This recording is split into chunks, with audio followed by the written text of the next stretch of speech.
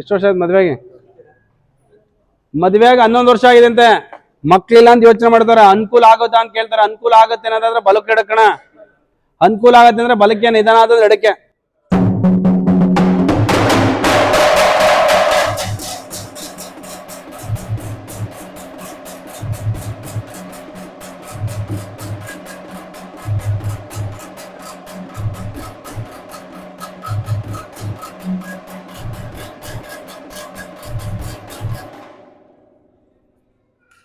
ಐದು ತಿಂಗಳಲ್ಲಿ ಆಗತ್ತೆ. ಹೋಗಿ ಹೋಗಿ.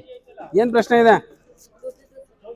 ಮನೇಲಿ ದುಡ್ಡು ಕಾಸು ಪ್ರಾಬ್ಲಮ್ ಇದೆ ಅಂತ ಅನುಕೂಲ ಆಗುತ್ತೆ ಅಂತ ಕೇಳ್ತಾರೆ. ಅನುಕೂಲ ಆಗುತ್ತೆ ಅನ್ನೋದಾದ್ರೆ ಬಲಕ್ಕೆ ಎಡಕ್ಕ, ಬಲಕ್ಕೆ, ನಿಧಾನ ಆತಂದ್ರೆ ಎಡಕ್ಕೆ.